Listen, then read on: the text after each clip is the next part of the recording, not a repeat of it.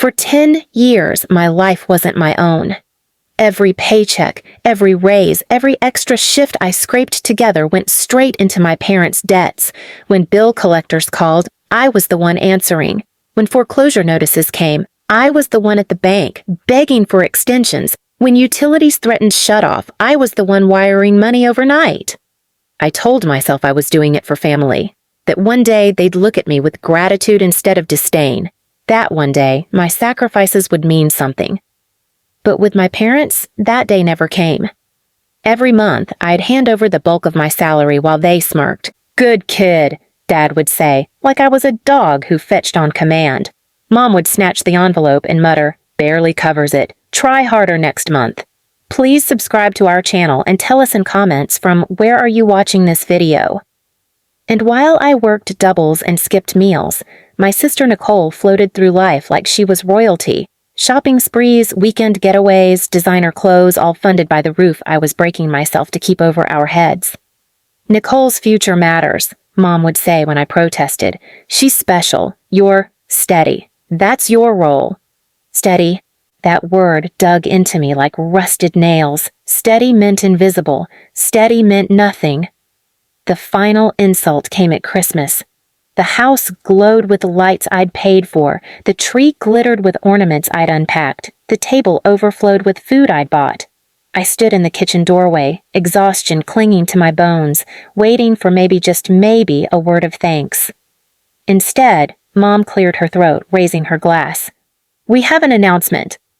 Dad grinned, his hand squeezing Nicole's shoulder. "After a lot of thought, we've decided it's time to secure Nicole's future. This house, the one she'll raise her family in someday, is officially hers." My chest tightened. "What?" Mom smirked, eyes cold. "Your sister deserves the house. You deserve the street." Nicole giggled, her perfect nails tapping the wine glass. Finally, someone said it out loud. The room spun.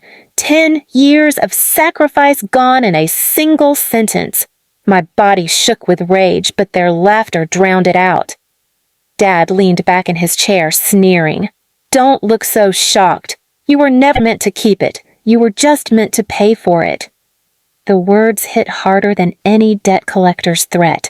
I looked at them, my parents, my sister, all smirking, all drunk on my exhaustion, my loyalty, my life. And in that moment, something inside me calcified. The begging child, the obedient provider, the invisible mule, all of that died under those Christmas lights. I didn't cry. I didn't argue. I memorized their faces, their words, and their laughter. And as the carols played in the background, I made a silent vow.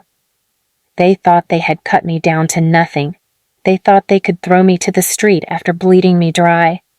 But they hadn't realized a decade of carrying their weight had made me stronger than all of them combined. And this time, I wasn't going to use my strength to save them. This time, I was going to use it to take everything they loved.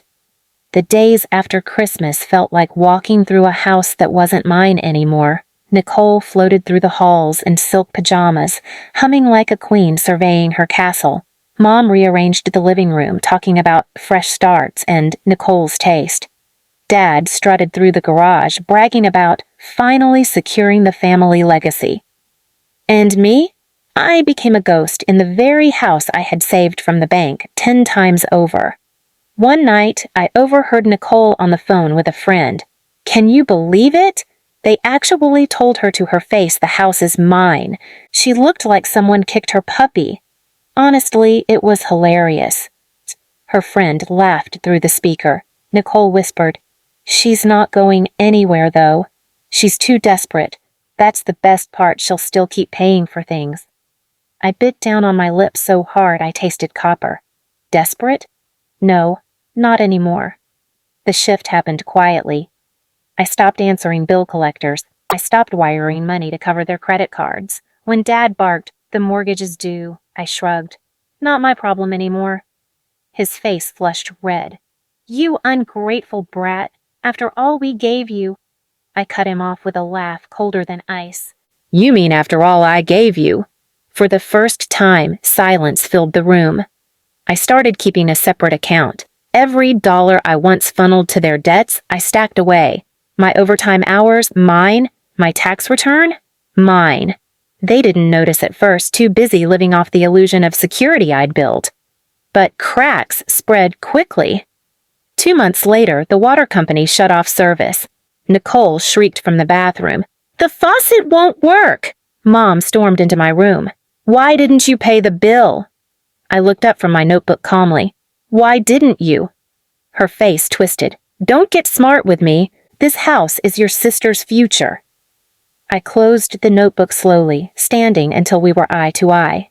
Then let her pay for her future. Her jaw dropped. She sputtered, but no words came. By spring, the power company posted a final notice on the door. Dad ripped it down, stomping into the living room. "Fix this," he barked. I didn't even look up from the book in my lap. I don't fix anything for free anymore. Nicole screamed, "You're ruining everything! This is my house!"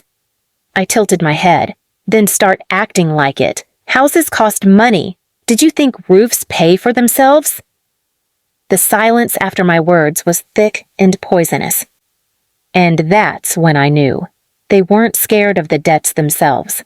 They were scared of facing the life I had shielded them from all these years. I let the cracks widen. I didn't stop the foreclosure warnings this time. I didn't take the threatening calls. Instead, I documented everything, every late notice, every bounced check, every final demand with their names on it. Nicole still mocked me in public, bragging about her house, showing off selfies under the Christmas wreath still hanging in March. But her eyes were restless, darting when mail piled up unopened. Mom whispered to Dad at night, panicked about collectors. Dad snapped back, "She'll cave, she always does." But they were wrong. The mule had stopped pulling the cart, and now all three of them were still strapped to it, sinking deeper into the mud. One evening, as the sun set behind the house I had saved for a decade, I sat at the window watching them argue in the driveway. Nicole screamed that she wanted to host her friends for a party, but Dad shouted they couldn't afford it, and Mom sobbed about appearances. It was almost poetic. But I didn't want poetry. I wanted something sharper. I wanted them to choke on the life they'd built, one bill at a time, until the house they stole from me turned into their personal prison. And by the look of the red foreclosure stamp on the latest envelope I slipped into my notebook, that moment was closer than they thought. By summer, the house that once gleamed with holiday lights was crumbling. The lawn was overgrown, the gutters sagged, and the for sale signs that used to appear on neighbors' lawns now looked like vultures circling ours. Mail stacked up unopened on the kitchen counter. Red-stamped overdue bills, collection threats, foreclosure warnings bold enough to see from across the room. And through it all, I stayed quiet. One evening, Nicole stomped into my room, her face streaked with blotchy makeup. "They can't shut off the power again. I have people coming over Friday. Fix it." I looked up from my notebook slowly. "No." Her jaw dropped. "What do you mean, no? You always—" I stood, cutting her off. "That's the problem. Not anymore." She stammered, her voice cracking. You can't do this to me." "I didn't do this," I said evenly. "You did when you took the house I paid for and told me I deserved the street." She froze. For the first time, Nicole had no comeback. By August, the bank came knocking. Dad slammed the door in the collector's face, but his hands shook when he turned back inside. "It's all scare tactics," he muttered, but I saw the sweat on his brow. A week later, the car was repossessed right in front of the house. Nicole screamed, "That was supposed to be mine!" Mom fainted on the porch, and Dad cursed so loud the neighbors stared. I stayed at the window, watching with calm eyes, Caleb's hand in mine. "That," I whispered to him, "is what happens when people live on lies." By fall, foreclosure became reality. Notices plastered on the front door, auction dates circled in red. The very walls they had claimed as Nicole's inheritance were no longer theirs to boast about. The night before the final eviction notice, they cornered me in the kitchen. Dad's voice cracked for the first time in my life. "Please, just cover one more payment. Buy us time. You're good with money." Mom clutched my arm, desperation replacing cruelty. Hannah, think of family. Don't let us end up on the street. Fix this, please. Nicole dropped her pride entirely, her mascara streaking down her face. I'll share the house, okay? We'll call it yours too. Just save it. I can't live without it. Their voices overlapped, begging, bargaining, swearing they'd change. I leaned back against the counter, arms crossed, letting the weight of the moment sink into them. 10 years, I said slowly. 10 years I carried you. 10 years I gave up my life to pay for yours, and at Christmas you told me I deserved the street. So, now? I looked each of them in the eye. That's exactly where you're going. They broke.